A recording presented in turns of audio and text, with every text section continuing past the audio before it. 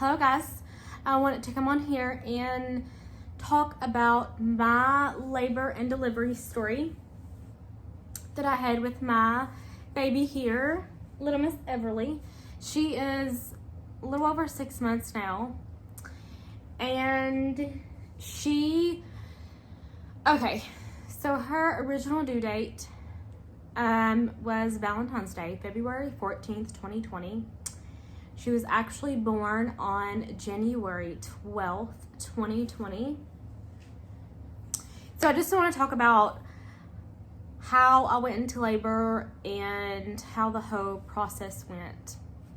So I remember January 12th waking up a little after midnight, okay? So I woke up a little after midnight and I could tell my back was really hurting. Like, my back always hurt starting halfway through my pregnancy and so on. Just usual pregnancy back pain. But that night, a little after midnight, it woke me up out of my sleep actually. And I could tell that the back pain was a little bit different than what I had been experiencing. It was kind of lower in my back and like deep down back pain. So at first I kind of thought it was normal, maybe just something different where I was nearing the end of my pregnancy, because at that time I was 35 weeks. So I just thought that maybe it was just letting me know that the end is near and we were just getting to that point where she was getting lower down into the birth canal and everything. So I just took some Tylenol and I lay down and tried to go back to sleep. Well, I woke up around 3 a.m., 3:20 something maybe, I think I remember. And it had gotten worse. Like, it hadn't eased up at all. It had just got worse. So at that point, I woke Todd up, my fiance. I woke him up and I was like, I think something's wrong. My back's been hurting and it's just getting worse. And I just feel like there's something wrong. So at that point, he kind of got up and he was like, are you okay? Do you need anything? Do we need to go to the hospital? Do we need to call the doctor? What do we need to do? So I was like, let me take a shower and see if that helps any and see how I feel after I take a shower. Because sometimes when you get that heat hitting your back, it usually eases up. So I took my shower, and after my shower, it had progressively gotten worse. Like, the back pain was just progressively getting worse and worse and worse. It was almost to the point I was scared I would end up not even being able to walk, because I could just feel something heavy in my back and the pain was so intense. It just felt like I would not be able to walk if I hadn't done something about it. So we decided to go to the hospital. And of course, when I got to the hospital, they were asking me all these questions. How far along are you? When did the pain start? And all that good stuff. So the nurse came in and she got me laid back, whatever. And she was like, when was the last time you had been checked? And at this point, I was 35 weeks. My OB hadn't started checking me yet. She hadn't started checking for like dilation or anything yet, because at my previous appointment before then, I was like 32 or 33 weeks. So she hadn't even began checking me. My OB she hadn't started that yet. So I told the nurse, I was like, I haven't been checked yet because I haven't had any problems or anything. And at my last appointment, I was only like 33 weeks. So she hadn't began checking me yet. So then the nurse was like, okay, well, let's just check you and see how far you are and see if you've dilated any. So she checked my cervix, and she kind of just felt around in there, and then she gave me this look that almost looked concerning, and she was like, "You're like 3 centimeters dilated." And at that point I was like, oh my God. I was like, what does that mean? What do I need to do? What are we going to do? What's going to happen? I had all of these questions going through my head. And this being my first baby, first pregnancy, first labor delivery experience, I had no idea what to expect. I didn't know what was going to happen. I feel like I didn't even know what was going on. So at that point, she was like, okay, so let's just monitor your contractions and let me call the doctor and see what she wants to do and all this good stuff. So they monitored my contractions for a while, and she could tell that my contractions were actually getting regular. They kept getting regular, they kept getting more intense, and she was like, okay, well, we're gonna have to do something, so let me go back and see what the doctor wants to do. So she came back and she was like, the doctor wants to go ahead and move you into a delivery room. And at that point, I was like, what? I was like, does this mean I'm gonna deliver? Does this mean, what does this mean? And she was like, you're probably gonna deliver at some point. So, and she was talking to me about being 35 weeks. She was like, she might have to, you might have to be flown to a children's hospital where they have more advanced equipment and stuff, just in case she came out and was needing extra oxygen supplies and stuff like that.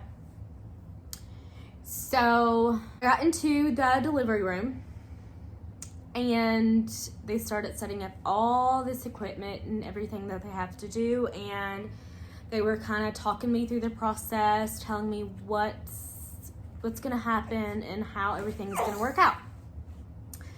So after they explained everything to me, and by the time I got into the delivery room and they checked my cervix and everything, I was like 4, maybe 5 centimeters, and then they were like, we're gonna go ahead and start you on Pitocin and go ahead and speed this thing up.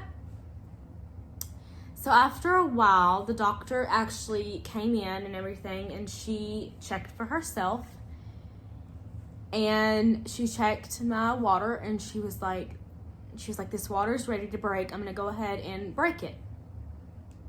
So she went ahead and broke my water for me, and at that point, it kind of sped things up. Like, I felt like things were going by faster and everything.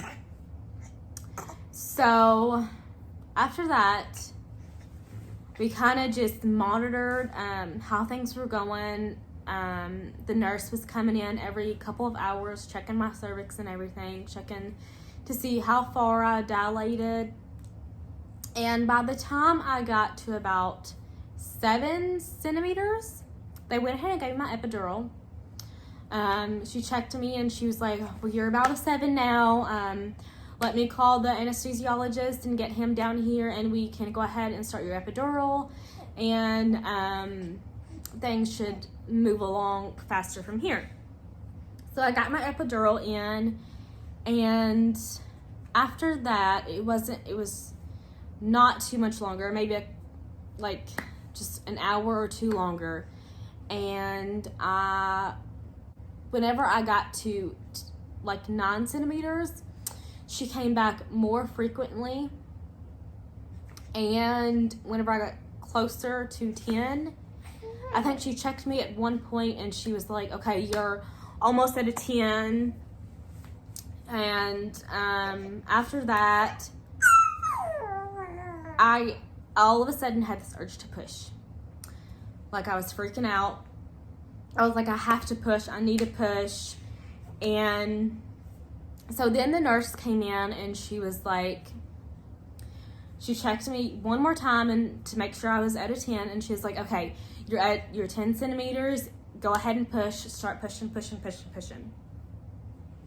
So I pushed for 11 minutes. Pushed for 11 minutes, and she came out. Didn't you? So after pushing for 11 minutes, my sweet little baby here showed her appearance, and they kind of put her on my chest for a little bit, and then after that they had to they checked her really quick to see if there was any oxygen problems going on, any heart problems, any heart rate, blood sugar problems, any of that. They basically did like a more extensive assessment on her since she was 5 weeks early. They weighed her and everything. She came out weighing 4 pounds and 5 ounces, 17 and a half inches when she was born. And it's a miracle because she did not have any problems at all. Being born 5 weeks early, they explained to me that there may be a longer hospital stay, possibly being sent to the NICU and staying in the NICU for a couple of days. Like, you know, they explained all this to me. So I was fully prepared for some kind of extended hospital stay, maybe some kind of NICU stays. But in the end, she went home and I went home, and she came out perfect. She had no problems at all. Her oxygen was perfect, her blood sugar levels, and everything was just perfect. Like, she was just a miracle being born 5 weeks early and having no issues, no problems at all. She passed all of her birth tests and everything. So all of that was good. Her eye tests and hearing tests and everything, all of that was great. They said that it was truly a miracle because her being born so early, it was so common for babies to have a little bit longer hospital stay, maybe some NICU stays and some oxygen. But from the time that she was born to the leaving the hospital, she had no problems. So we are just very thankful, and she has just been such a joy into our lives. So that is our little story of how this little one came into the world, huh? So I just couldn't wait any longer. Yeah, you couldn't wait any longer, could you? See, I wanted to meet Mama and Daddy.